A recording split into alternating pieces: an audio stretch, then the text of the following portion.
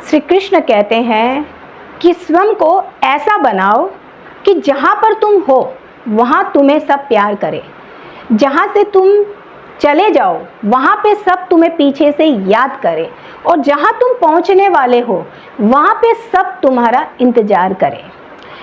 एक बहुत सुंदर संदेश है। एक चिड़िया ने मधुमक्खी से पूछा कि तुम इतनी मेहनत करती हो, शहद बनाती हो, और इंसान आकर उसे चुरा जाता है, तो क्या तुम्हें बुरा नहीं लगता? मधुमक्खी ने बहुत सुंदर जवाब दिया कि इंसान मेरा बनाया हुआ शहद चुरा सकता है, पर मेरे शहद बनाने की कला को नहीं। हेलो दोस्तों, मैं हूं सुधा और आपका स्वागत है हमारे चैनल एक मुलाकात आपके साथ। दोस्तों, बहुत सुंदर सी एक कहानी है। एक बार एक आदमी जो है वो महात्मा बुद्ध के पास पहुंचा और उसने पूछा कि प्रभु, मेरा जीवन जो है वो क्या है, ये मुझे जो ये जीवन मिला है इसका क्या मतलब है, और इस पूरी दुनिया में मेरी वैल्यू क्या है, मुझे क्यों मिला है ये जीवन और मेरी वैल्यू क्या है। महात्मा बुद्ध मुस्कुराए और उन्होंने वो समझ गए, तो उन्होंने क्या है, झोले में से उस झोले में से एक चमकीला पत्थर निकालकर उसके हाथ में दिया कि बेटा एक काम करो, ये पत्थर लो और इसे मार्केट में जाओ और इसका वैल्यू यानी मूल्य पता करो, लेकिन इस पत्थर को बेचना नहीं है। व्यक्ति ने कहा ठीक है। वो मार्केट गया। धीरे धीरे उसको चलते चलते एक आम वाला मिला, तो उसने आम वाले को बोला कि क्या तुम ये पत्थर खरीदोगे? तो आम वाले ने वो पत्थर देखा तो वो चमकीला था, तो उसको ये लगने लग गया आम वाले को कि ये पत्थर जो है वो कीमती है। उसने बड़ी बनावटी आवाज़ में बोला, हाँ हाँ, मैं इस पत्थर के आपको 10 आम दे दूंगा।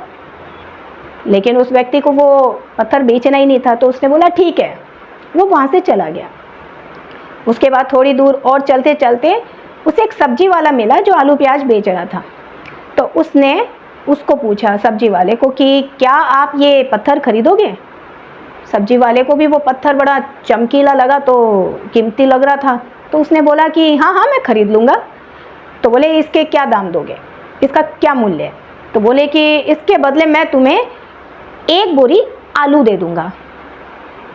ठीक है। व्यक्ति ने कहा ठीक है। वो वहाँ से भी चला गया, लेकिन उसको ये समझ में आ गया कि ये पत्थर जो है ना वो कीमती है। अब वो आगे चला और हीरे के व्यापारी के पास पहुंचा। उसने हीरे के व्यापारी से पूछा कि क्या आप इस पत्थर का वैल्यू बता सकते हैं? हीरे का व्यापारी, उसे वो पत्थर दूर से ही देखते ही समझ में आ गया कि वो पत्थर की वैल्यू क्या है। उसने कहा कि इसके मैं तुम्हें 50 लाख रुपए दूंगा। व्यक्ति ने कहा 50 लाख रुपए? लेकिन वो पत्थर उसको बेचना नहीं था, इसलिए वो वहाँ से चलने लग गया।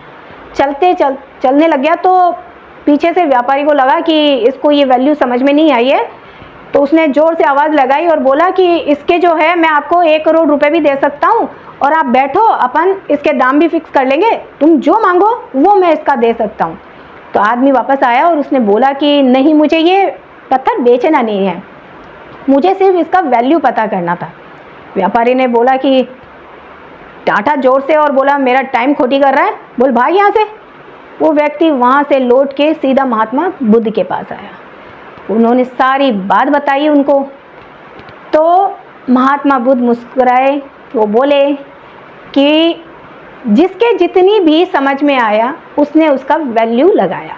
आम वाले को इसका जो मोल है यानी पत्थर का जो कीमत है उसने 10 आम से लगाया। सब्जी वाले ने इसका दाम लगाया 1 आलू बोरी, और हीरे का व्यापारी जो है उसने तो इसको अनमोल ही बता दिया। तो हमारा जीवन भी ऐसा ही है। दुनिया में हर इंसान जो है ना वो हीरे के समान है, चमकता है वो हीरे के समान। अब दुनिया जो है वो उसके गुणों को जितना पहचान पाती है, जितना समझ पाती है, वो उस हिसाब से उसको महत्व देती है। हीरे और आदमी में एक फ़र्क होता है बेटा। हीरे को कोई दूसरा तराशता है, ठीक है, और इंसान को अपने आप को खुद को तराशना होता है, उसे खुद को समझना होता है। इसलिए तुम भी अपने जीवन को परखो, समझो। तुम्हें भी इस दुनिया में कोई ना कोई पहचानने वाला, समझने वाला ज़रूर मिलेगा। ये कहानी हमें क्या सिखाती है कि ज़िंदगी जो है वो अपनी बहुत अनमोल है। इसे आप रोने धोने में मत ख़त्म कीजिए। ये मत करिए कि मेरा जीवन क्या है, मुझे इस जीवन में क्या नहीं मिला, मैं क्या कर सकता हूँ। नहीं, आप रोइए धोइए मत, जीवन को कोसिए मत। जो हो रहा है बहुत अच्छा है, जो होने वाला है और अच्छा होगा। आप इस जीवन को अनमोल है, इसे आप किस तरीके से, कितना बहुत अच्छे तरीके से आप उसे कैसे जी सकते हैं, वो आप पे डिपेंड है। तो आप अपने जीवन को खुश रखिए, मस्त रखिए। आप खुद अपना मस्त रहिए तो आपका जीवन भी मस्त रहेगा। कहते हैं कि जीवन में क्या करना है वो हमें रामायण सिखाती है, जीवन में क्या नहीं करना है वो हमें महाभारत सिखाती है, और जीवन को कैसे जीना है वो हमें भगवत गीता सिखाती है।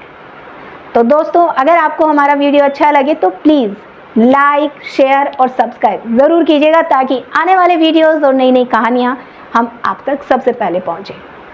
तब तक के लिए जय श्री कृष्ण।